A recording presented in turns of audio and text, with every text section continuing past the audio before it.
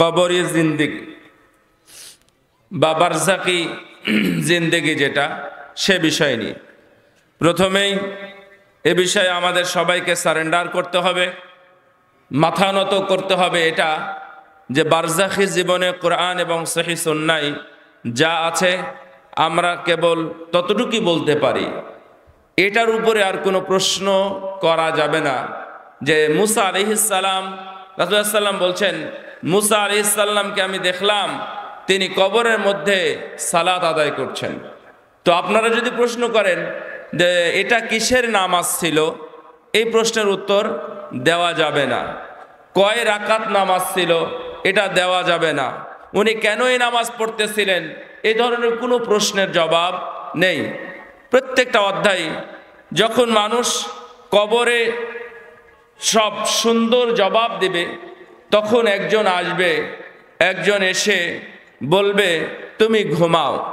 এটা কে, তার চেহারা কেমন, কেমন সুন্দর নাকি অসুন্দর, এই ধরনের কোনো প্রশ্নের উত্তর নাই। সেজন্য বারজাখি জীবন সম্পর্কে তেমন আলোচনা হয়ও না। আজকে আমরা আলোচনার বিষয়টা পেয়েছি। প্রথমত বিষয় হলো মানুষের কয়েকটি জীবন। এক,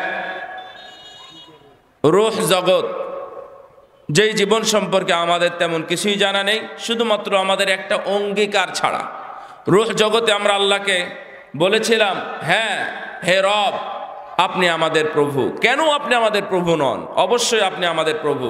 এই স্বীকৃতি আমরা কোথায় দিয়েছি বলেন তো? কোথায়? একটা জগৎ শেষ, এই জগৎটা আমরা মনে করছি ভালোই ছিল, কারণ ভালো সবাই স্বীকৃতি দিয়ে এসেছে। 2 নাম্বার জগৎ হলো আমাদের মায়ের গর্ভ।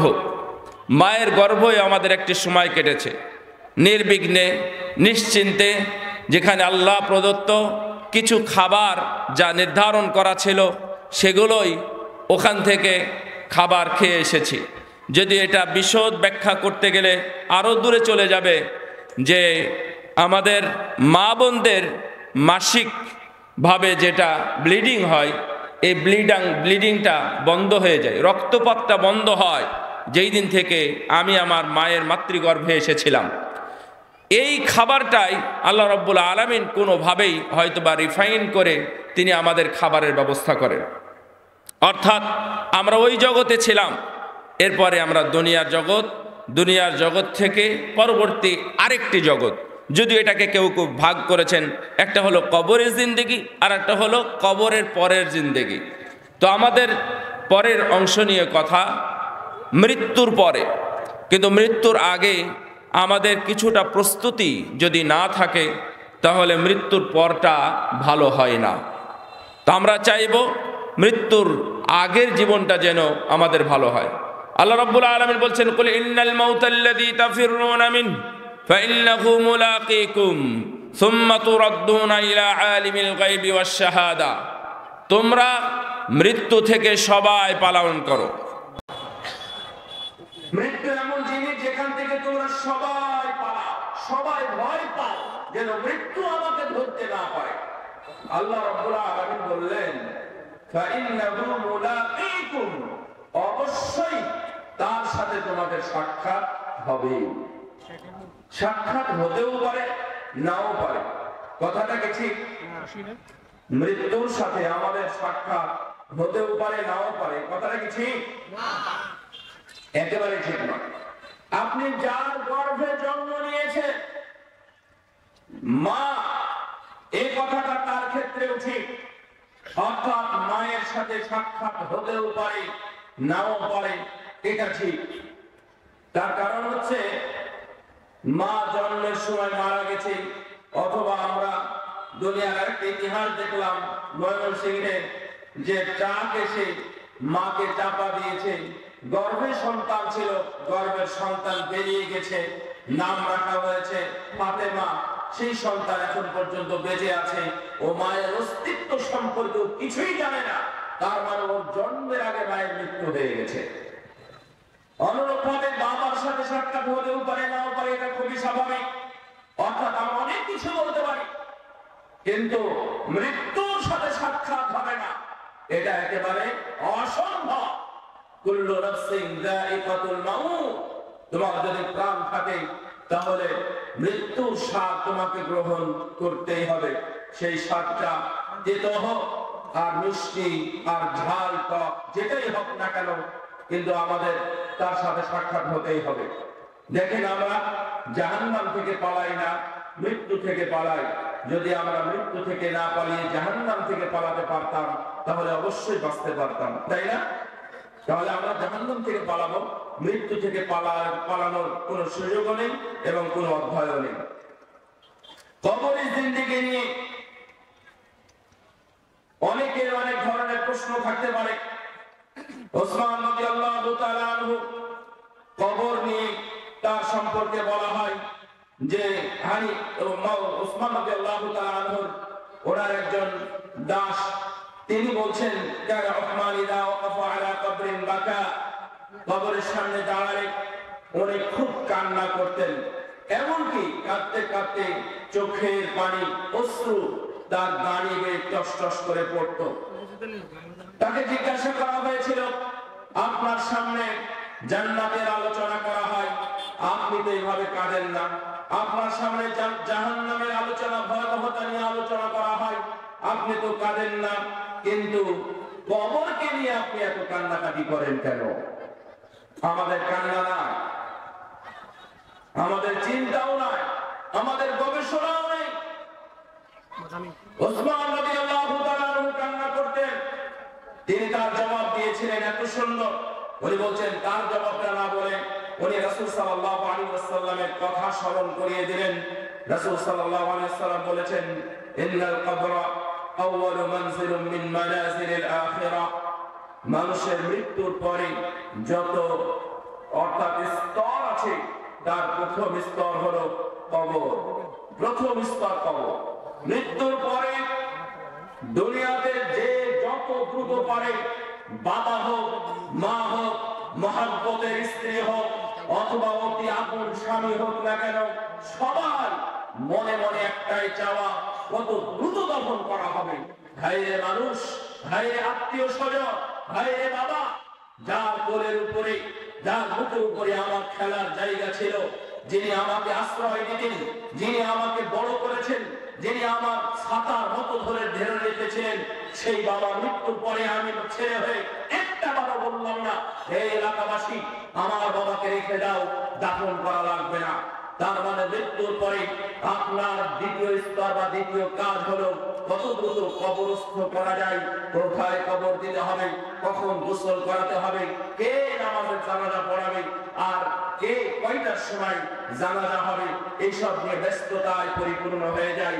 একজনও বলে না বাবাকে রেখে দাও, আমার অতি মা, আমার কাছের মা, যাকে ছাড়া আমি থাকতে পারতাম না, যার মুখ না দেখলে আমি থাকতে পারতাম না, সে মাকে রেখে দাও। একজনও বলে না। বলে? কেউ বলে না। সবাই শুধু কবরের দিকে যে কোনো ভাবে যেন আমরা রেখে আসতে পারি। রাসূল সাল্লাল্লাহু আলাইহি ওয়াসাল্লাম বলেন, এই জন্যই কবরের অধ্যায়টা যদি, প্রথম অধ্যায়টা যদি কারো সহজ হয়, আইসারা মিনহু, যদি তার ফামা বাদাহু আইসারা মিনহু, তাহলে কবরের পরবর্তী অধ্যায়গুলো অবশ্যই ভালো হবে। ওয়া ইল্লা মিন জামিনহু, যদি কবরে কেউ মুক্তি না পায়, কবরের জবাব দিতে না পারে, তাহলে ফামা বাদাহু আশাদ্দু মিনহু, তাহলে এরপরে কবরের পরের সময়টুকু আরো বেশি কঠিন হবে।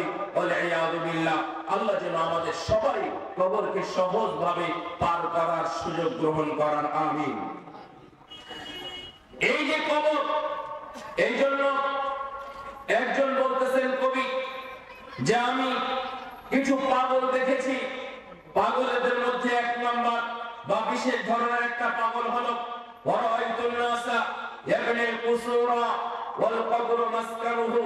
আমি মানুষকে দেখি বিশাল বড় বড় প্রাসাদ তৈরি করে তার থাকার জন্য, কিন্তু মনে রেখো এই প্রাসাদে তুমি থাকতে পারবে না, তোমার প্রাসাদ হলো কবর। যদি পারো তাহলে কবরকে সুন্দর করো। তোমার বাড়িতে সুন্দর টাইলস লাগাচ্ছ, তোমার বাড়িতে ভালো ফার্নিচার যুক্ত করতেছো, তোমার থাকার রুম, বেডরুম এবং অন্যান্য রংগুলো এসে দিয়ে অন্যান্য জানালা দিয়ে ভালো কিছু সুবিধা দিয়ে মখমলের বাঘের ছবি প্রদর্শিত হয়। এই ধরনের মখমলের চাদর এবং কম্বল দিয়ে তুমি ঘরকে যে সুন্দর করেছ, মনে রেখো এই ঘরে তোমার থাকা হবে না, এটা তোমার থাকার জায়গা নয়। বরং তুমি যদি বুদ্ধিমান হও তাহলে ঘরকে সুন্দর না করে তুমি কবরকে সুন্দর করো, যেখানে তোমাকে থাকতে হবে। ভাই মানুষ, আমরা যদি যাই, মাকে এক জায়গায় পাঠাতে হবে। বড় ভাই থাকে চট্টগ্রাম, সেখান থেকে ছোট ভাইকে বলছে মাকে চট্টগ্রাম পাঠিয়ে দে, একটু ফ্লাইটে করে পাঠাস, যেন মায়ের আসতে কোনো অসুবিধা না হয়। ছোট ভাই জিজ্ঞাসা করছে যে ভাই, মা যে ওখানে গিয়ে থাকবে অন্যান্য সুবিধা দিয়ে আছে তো? ভালো অক্সিজেন পাবে? ওখানে কি গাছপালা আছে? ওখানে কি ফ্রেশ খাবার পাওয়া যায়? হাসপাতালটা কত দূরে? রাস্তাঘাট কেমন? মাকে পাঠাইনি, মাকে ওখানে পাঠাবে, এই জন্য এত খোঁজ খবর নেয়। আরে বোকা মানুষ, ও তো হাসপাতালে 3 দিন 5 দিন 7 দিন 10 বছর না হলে 100 বছর পর্যন্ত থাকবে, যেখানে 1000 বছর হয়তো তার চাইতে বেশি সময় তোমাকে যেখানে থাকতে হবে, সেখানকার আলো বাতাস কে দিবে? সেখানকার অক্সিজেন তোমাকে কে দিবে? ওখানকার অক্সিজেন পোষাতে হবে না? ওখানে তো বিদ্যুৎ নাই, ওখানে পানি নাই, ওখানে খাবার নাই, এগুলো তোমাকে গুছিয়ে এখনই নিয়ে যেতে হবে। কেউ তোমাকে ফোন করবে না, কেউ তোমাকে খাবারও পাঠাবে না, কেউ তোমাকে বিকাশ করবে না, কেউ তোমাকে চিঠি পাঠাবে না, কেউ তোমাকে কিছু করবে না। এখন থেকেই তোমাকে সাজিয়ে গুছিয়ে যেতে হবে, যেন আমি কবরের জগতে গিয়ে ভালো থাকতে পারি। যদি এটা না করা হয় তাহলে কত খারাপ অবস্থা হবে হিসাব করা যায় না। চলেন আমরা একটু একটু এগিয়ে যাই কবরের জগতে, যেন কবরের জগতে আমরা ভালো থাকতে পারি এবং ভয়াবহ পরিস্থিতি নিয়ে আমরা একটু জানতে পারি। রাসূল সাল্লাল্লাহু আলাইহি ওয়াসাল্লামের সাহাবী ওমর ইবনে ইয়ালা ইবনে মাররা উনি তার বাবা থেকে বলতেছেন, রাসূল সাল্লাল্লাহু আলাইহি ওয়াসাল্লামের সাথে আমি অনেকবার সফর করেছি, বাইরা মাররা অনেকবার গেছি। আর যখনই হাঁটার সময় দেখেছি একটা লাশ পড়ে আছে অথবা লাশ বা মারা গেছে, তখনই তিনি সেই লাশকে সম্মান জানিয়েছেন এবং বলেছেন, যত দ্রুত পারো তুমি লাশের দাফনের ব্যবস্থা করো। মুসনাদে হাকিমের মধ্যে হাদিসটা এনেছেন শেখ আলবানী রাহিমাহুল্লাহ, সহিহ বলেছেন। তার মানে দেখেন, আমাদের মৃত্যুর পরবর্তী কাজই হলো দাফন করা, অন্য কথা কেউ বলে না। মনে রাখবেন, নাঈমুল কবর আও আযাবুহু ইয়ানালু মান দুফিনা ওয়া মান লাম ইউদফান, এই কথাটা আপনার জেনে রাখা উচিত। যদি কবরের সুখ শান্তি অনুভব অথবা কবরে আযাব হয়, তাহলে মৃত্যুর পরে তার সেই আযাব শুরু হয়ে যায়, যদিও সেই লাশকে দাফন করা হোক অথবা না করা হোক। ওমান আকালাত হুসসিবাউ আও মুসসিকা জাসাদুহু, যদি তার লাশকে কোনো প্রাণীতে খেয়ে ফেলে অথবা ছিন্ন বিচ্ছিন্ন হয়ে যায়, অথবা আহরাকা বাদারা রামাদু জাসমিহি ফিল বাহরি আবিল বাহরি, যদি সেটা পুড়ে যায়, পোড়ার পরে সেটা যদি কোনো চিহ্ন না থাকে, ছাই হয়ে যায়, ছাইগুলো যদি বিভিন্ন জায়গায় উড়ে উড়ে চলে যায়, ওগুলো পুড়ে গেছে, পোড়ার পরে ছাই হয়ে গেছে, ছাই হওয়ার পরে বিভিন্ন জায়গায় উড়ে যাচ্ছে, তারপরেও আল্লাহ রাব্বুল আলামিন সেগুলোতে এক জায়গায় করবেন। এক জায়গায় করার পরে তাদের শাস্তি অথবা শান্তির ব্যবস্থা করবেন। অথবা বর্তমান সময়ে আমাদের লাশগুলো 3 দিন 5 দিন 7 দিন, আবার মাঝে মাঝে শোনা যায় 1 মাস। আমরা বিভিন্ন রিপোর্টের মাধ্যমে জাতীয় যে টেলিভিশন গুলো আছে সেই টেলিভিশন গুলোর মাধ্যমে জানতে পেরেছি একটি লাশের বয়স মোটামুটি 1.5 বছরও আছে। যে লাশগুলো ওইখানে অর্থাৎ ঢাকা মেডিকেলের ফ্রিজ আপ করা আছে, এখন পর্যন্ত তার কোনো মালিকানা নেই, কেউ আসেনি অথবা কোনো মামলার কারণে সেই লাশগুলো গ্রহণ করতে পারছে না। 14 মাস 15 মাস 18 মাস পর্যন্ত এখন পর্যন্ত লাশগুলো আছে। তাহলে তাদের কি হবে? তাদেরও কবরের আযাব শুরু হয়ে যাবে। এমনকি লাশগুলো যদি মমি করে রাখা হয়, তার মানে লাশটা স্ট্যাচুর মতো দুনিয়াতেই থেকে যাবে, তাহলে তার আযাব তখন থেকেই শুরু হয়ে যাবে। অর্থাৎ আযাব হোক আর শান্তি হোক, তবে এই ধরনের লাশের সাথে ভালো কিছু হবে না বলেই বোঝা যায়। الموت أن الله تعالى خلق الموت والحياة ابتلاء لعباده واختبارا لهم ليعلم من يطيعه ممن يعصيه মনে রাখবেন এই মৃত্যু এবং জীবন আল্লাহ রাব্বুল আলামিন আমাদের সৃষ্টির মূল কারণই হলো আমাদের পরীক্ষা করা, আমাদের ইখতিবার না, আমাদের পরীক্ষার হলে পাঠানো। তার মানে কোরআনের এই আয়াত অনুযায়ী আল্লাযী খালাকাল মাউতা ওয়াল হায়াতা লিয়াবলুয়াকুম আইয়ুকুম আহসানু আমালা আল্লাযী খালাকাল মাউতা ওয়াল হায়াত আল্লাযী খালাকাল মাউতা ওয়াল হায়াতা লিয়াবলুয়াকুম আইয়ুকুম আহসানু আমালা وهو العزيز الغفور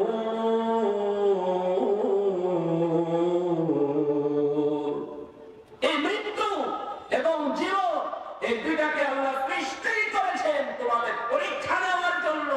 কে তোমাদের মধ্যে ভালো কিছু করে, ভালো আমল করে। তার মানে মৃত্যু আমাদের কাছে আসতেছে, আসার পরে আমরা কবরে যাচ্ছি।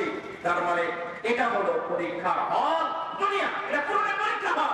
এই পরীক্ষার হল থেকে বের হওয়ার পরে আপনি বুঝবেন যে আপনি পরীক্ষা ভালো দিয়েছেন নাকি খারাপ দিয়েছেন।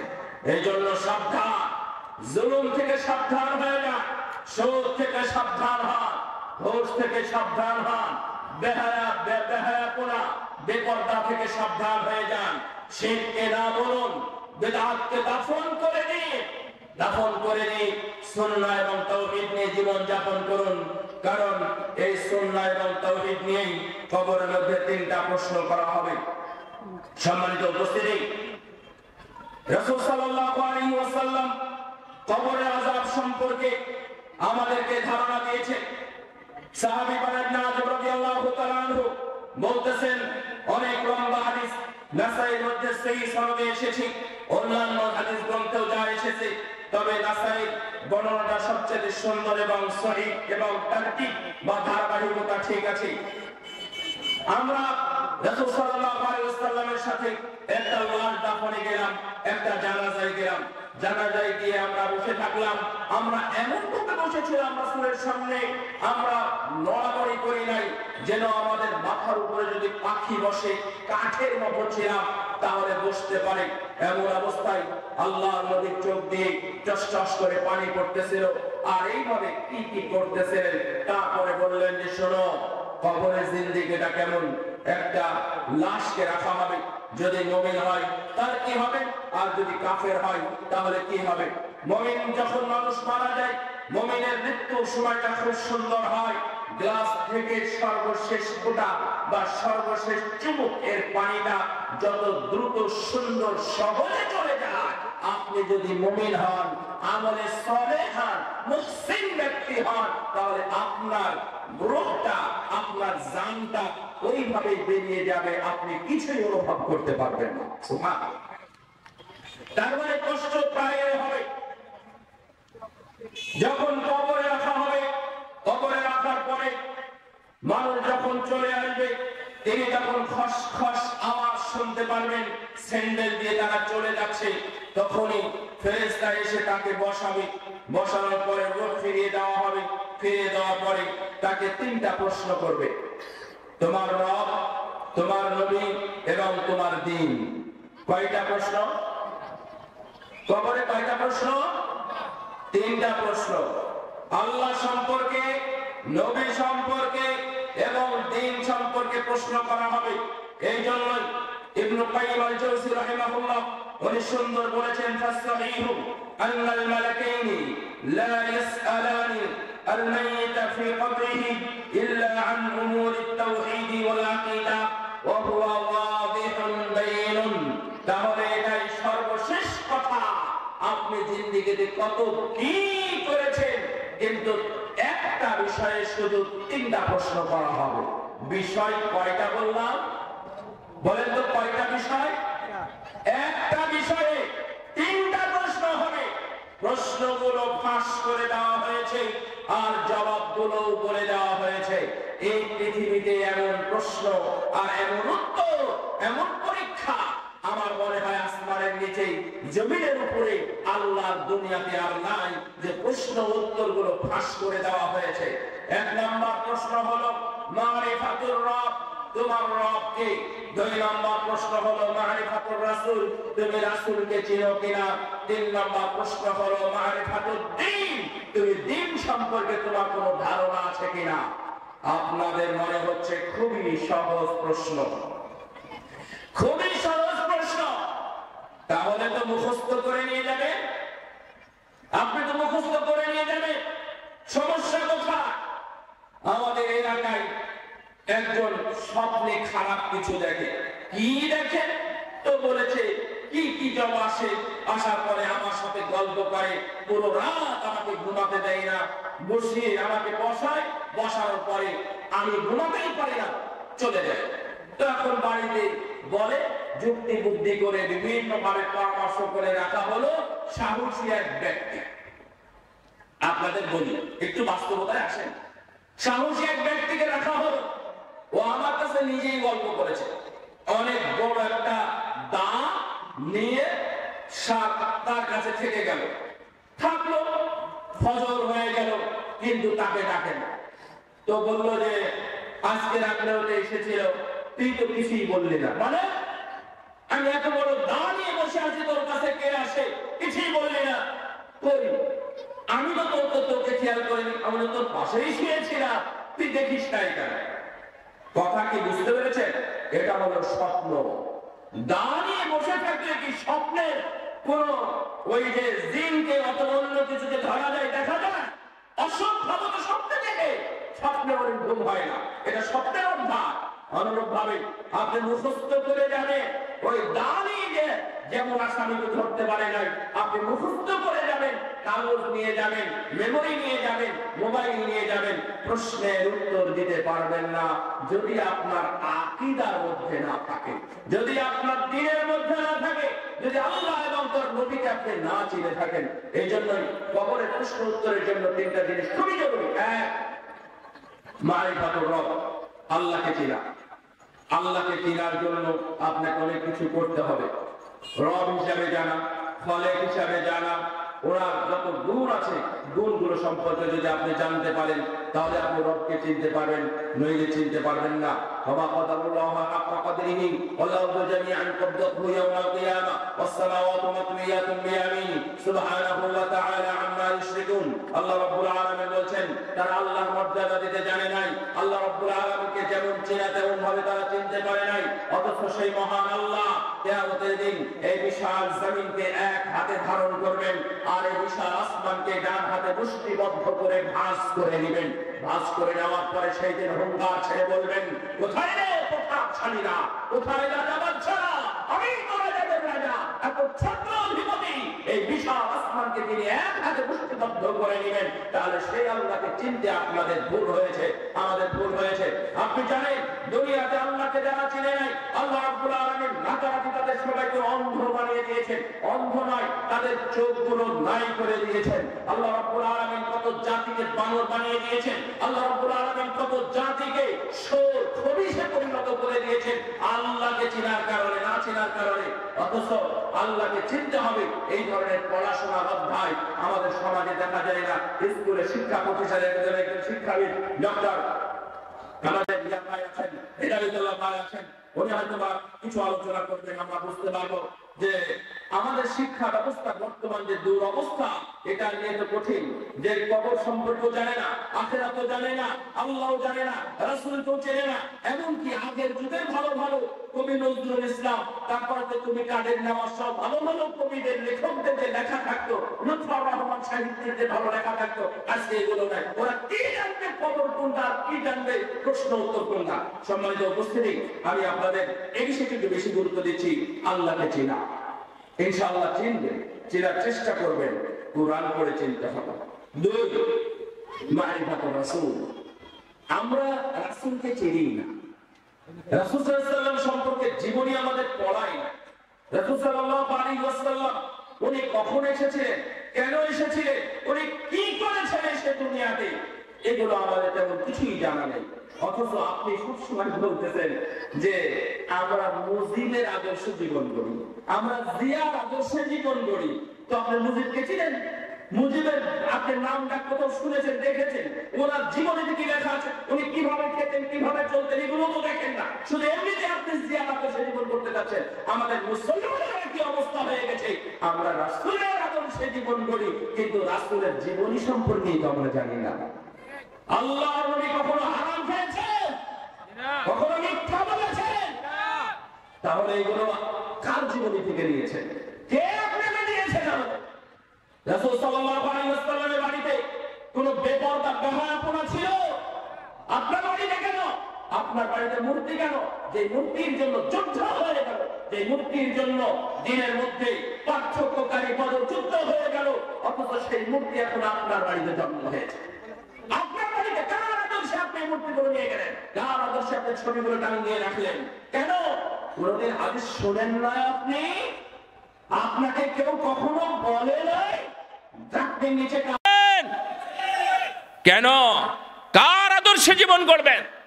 কবরে গেলেই মনে করেছেন আমি একবারে অডিও রেকর্ড ছেড়ে দিব, যে তোমাকে যদি প্রশ্ন করে তোমার নবীকে, তাহলে তুমি বলিও মুহাম্মদ সাল্লাল্লাহু আলাইহি ওয়াসাল্লাম।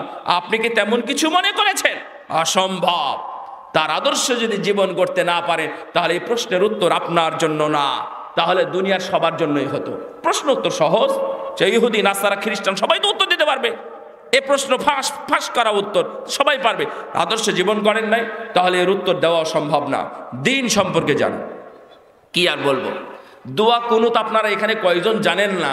এটা যদি হাত তুলতে বলি বিষয়টা খারাপ লাগবে, এই জন্য হাত তুলতে বলছি না। কিন্তু আমার অভিজ্ঞতার আলোকে বলতেছি, এখানে আলেম ওলামা আছে, ওনারাও জানেন যে একটা মঞ্চে গিয়ে দাঁড়ালে আমরা দেখেছি 1/3 জানে, 2/3 জানে না। তার মানে 100 জনের মধ্যে প্রায় 70% দোয়া কুনুত জানে না। তারপরে দেখা যাবে 60-50% বাইত বাইনি বা সানা জানে না।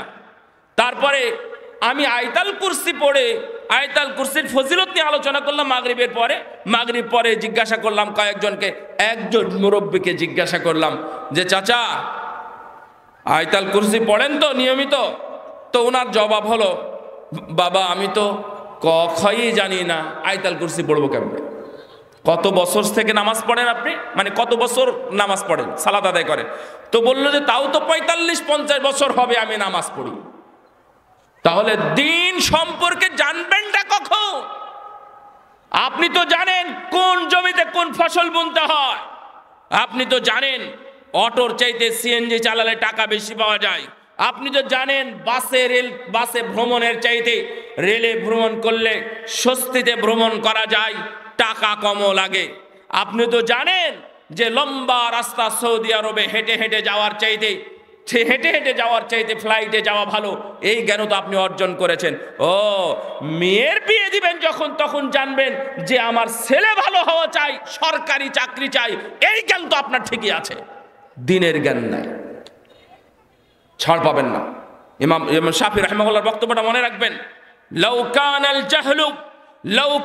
জাহলু উযরান লাকানাল জাহালাতু আফদালু মিনাল ইলম আও কামা কিল। এই ধরনের কথা উনি বলেছেন, আমার ভুল হতে পারে। ইমাম শাফি রাহিমাহুল্লাহ বলছেন, শোনো আমি জানি না এ কথা যদি আল্লাহর কাছে গ্রহণযোগ্য হতো। আবার শোনেন কথাটা, আমি জানি না, আমি জানতাম না, আমি পড়াশোনা করিনি তো এই জন্য জানি না। এটা যদি আল্লাহর কাছে গ্রহণযোগ্য হতো, তাহলে মানুষ পড়াশোনার চাইতে অজ্ঞ থাকাকেই প্রাধান্য দিত। আমার কথাটা কি বুঝতে পারলেন? না এই পড়াশোনারই দরকার নাই, তা আমি আল্লাহকে যা সব কথা বলবো না? আল্লাহর নামাজ সম্পর্কে আমার জানা ছিল না। সুদ খাওয়া এত বড় অপরাধ, এটা তো আমি জানতামই না। ঘুষ খাওয়া এত বড় অপরাধ, আমি জানতামই না। জেনা এত বড় অপরাধ, আমি জানতামই না। এই কথা কি গ্রহণযোগ্য? এটা কি গ্রহণযোগ্য হবে? তাহলে আপনার ইলমহীনতা কেন? আপনি কবর সম্পর্কেও জানবেন না। আল্লাহ আপনাদেরকে, আমাদেরকে সবাইকে হেদায়েত করুন, আমিন। সম্মানিত উপস্থিতি, ইবনুল কাইয়িমের আরেকটা বক্তব্য উল্লেখ করে যায়, ফাইন্নাহুম ইউআযযিবুনা আলা জাহলিহিম বিল্লাহি ওয়া ইযাআতিহিম লিআমরিহি। কবরে উনি বলছেন, প্রথমে বলছিলেন, লম্বা কথা তো, প্রথমে বলছেন আল্লাহ কবরে শাস্তি দিবেন না কোনো আমলের কারণে, তবে শাস্তি দিবেন আল্লাহকে না চিনার কারণে। সাবধান, আল্লাহকে যারা যারা চিনে না, জানে না, তার ক্ষমতাকে বুঝে না, তার গ্রহণযোগ্যতা, তার মহত্বকে বুঝে না, এই না বুঝার কারণে কবরে 1 নম্বরে শাস্তি হবে। 2 নম্বরে শাস্তি হবে আল্লাহর আদেশ, মানে যেগুলো ফরজ, এই ফরজ আদেশ না মানার কারণে কবরে শাস্তি হবে। আর বড় বড় যে কাবিরা গুনাহ আমরা জেনেছি, এটার কারণে শাস্তি হবে। ফালা ইউআযযিবাল্লাহু রূহান আরাফাতুহু ওয়া আহাব্বাতুহু ওয়া আমতাসালাত আমরাহু ওয়াজতানাবাত নাহয়াহু ওয়ালা বাদানান কানাত ফীহি আবাদান। তবে আল্লাহ রাব্বুল আলামিন কোন রূহকে শাস্তি দিবেন না যারা আল্লাহকে চিনেছে, যারা আল্লাহকে ভালোবেসেছে, যার আদেশকে মান্য করেছে, যার নিষেধকে মেনে চলেছে, কখনোই আল্লাহ রাব্বুল আলামিন কবরের মধ্যে তাদেরকে শাস্তি দিবেন না। সম্মানিত উপস্থিতি, আমরা জানি হাদিসটা লম্বা, হাদিস পড়লে একটু ভালো করে বোঝা যেত। হাদিসটা রাসূল সাল্লাল্লাহু আলাইহি ওয়াসাল্লাম বলছেন যে যখন এই প্রশ্ন 3টা করা হবে, চতুর্থ প্রশ্ন করা হবে, কিভাবে জানলে? কাইফা দারাইতা? তখন বলবে আমি করাতু কিতাব আল্লাহ, আমি আল্লাহর কালাম কোরআন পড়েছিলাম। সুবহানাল্লাহ। আপনি কোরআন পড়েন? এই কোরআন পড়েন? পড়ে না। জবাবটা শুনে বোঝা যাচ্ছে আপনাদের কোরআন পড়া নাই। কোরআন পড়ার উত্তরটাই কবরে 4 নম্বর উত্তর হবে। তাহলে আপনারা জানেনই, যখন বলল তখন সব খুশি হয়ে যাবে, মহান আল্লাহ খুশি হয়ে যাবেন। আল্লাহ বলবেন আমার বান্দা, সুবহানাল্লাহ, আল্লাহ বলবেন আমার বান্দা সত্য বলেছে রে, মহা খুশি, আমার বান্দা সত্য বলেছে, ওই সব দূর করো, এই মাটি চুটি যা আছে দূর করো, প্রশস্ত করে দাও, এত ছোট জায়গা কেন, প্রশস্ত করে দাও, চোখ যত দূর যায় তত দূর প্রশস্ত করে দাও। আরে এখন তার অন্য কিছু আসবে না, দুনিয়ার কিছু না, আরে জান্নাতের হাওয়া তার কবরের মধ্যে দিয়ে দাও, জান্নাতের বিছানা বিছা। সুবহানাল্লাহ। যদি দিতে পারেন, প্রস্তুতি নিতে হবে ভাই, প্রস্তুতি নিয়ে কবরে যেতে হবে। আপনার জন্য কেউ পানি দিতে যাবে না, সাবধান। তারপরে যদি না পারে, আল্লাহ রাব্বুল আলামিন বান্দা বলবে না, বান্দা, আমার বান্দা এই কথাটা না বলে বলবেন কাযাব। ও মানে 3rd পারসন সিঙ্গুলার নাম্বার, বুঝেন নাই কথা? আল্লাহ বলবেন ও কাযাব, মিথ্যা বলেছে, বান্দা বলবে না। ছি ছি ছি ছি, এই শুরু হয়ে গেল। এই জন্য উসমান রাদিয়াল্লাহু তাআলা আনহু কবরের পাশে গিয়ে কাঁদতেন, আহারে প্রথমটা যদি পাস না করি তাহলে পরবর্তী অংশগুলো আরো কঠিন হবে, আরো কঠিন হবে। আর যদি প্রথমটা পাস করেন তাহলে তো ব্যাস খালাস, সুন্দর হয়ে গেল। সম্মানিত উপস্থিতি, এরপরে বাকি অংশগুলো আপনারা বুঝবেন যে যখন না পারবে তখন তার জন্য শুনেও না, দেখেও না। তার মানে ও যে কত কষ্ট পাচ্ছে শাস্তির বেলায়, এটা দেখতে পাবে না, তার কোনো সমস্যা নাই। এবং ও যে চিৎকার করতেছে, এটা ওই ফেরেশতারা শুনতেও পাবে না। তাহলে দয়া আসতে পারে, আহারে এতভাবে চিল্লাচ্ছে, না তার কথাটা একবার শুনি। তার মানে শুনতেও পাবে না, দেখতেও পাবে না। এই ধরনের ফেরেশতা হাতুড়ি দিয়ে মেরে মাটির সাথে মিশাই দিবে। আল্লাহ নবী বলছেন এই হাতুড়ি এত কঠিন, এত ভয়াবহ, যদি কোনো পাহাড়ের উপরে মারা হয় তাহলে সেই পাহাড়টা মাটির সাথে মিশে যাবে বা ধুলির মতো উঠতে থাকবে। আল্লাহু আকবার। এই ধরনের মানে হাতুড়ির মার আমরা খেতে চাই না। আমরা কবরের জিন্দেগির জন্য একটু প্রস্তুতি গ্রহণ করি, কবরটা যেন আমাদের সুন্দর হয়। কবরটা এটা একটা অধ্যায়। কবর সুন্দর রাখা যায়। মুমিন বলবে আমি নামাজ পড়বো, আরে তো নামাজ পড়া লাগবে না, আরে না নামাজ পড়বো, তাহলে এক কাজ করি, বাড়ি যাই, বাড়ি গিয়ে আমি খবর দিয়ে আসি আমি ভালো আছি। তখন ফেরেশতারা বলবে না, এই খবরও দেওয়া লাগবে না, তুমি ভালো আছো।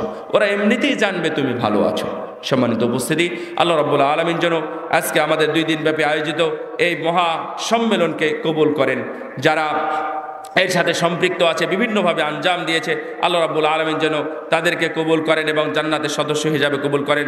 বিশেষ করে আমাদের আখতারুজ্জামান ভাই, উনি অসুস্থ আছেন, দোয়া করবেন আপনারা সবাই, আমরা দোয়া করি আল্লাহ যেন তাকে শেফায়ে কামেলা দান করে এবং এই ধরনের গুরুত্বপূর্ণ কাজে আঞ্জাম দেওয়ার তৌফিক দান করে। আল্লাহ তুমি আমাদের সবারই কবরের জগৎকে, বারজাখি জিন্দেগিকে তুমি ভালো করো এবং তুমি আমাদেরকে তৌফিক দান করো, আমরা যেন কবরে ভালো থাকতে পারি। আকুলু মা তাসমাউনা ওয়া সাল্লাল্লাহু আলা নবিয়িনা মুহাম্মদ ওয়া আলা আলিহি ওয়া সাহবিহি আজমাইন। আসসালামু আলাইকুম ওয়া রাহমাতুল্লাহি ওয়া বারাকাতুহু।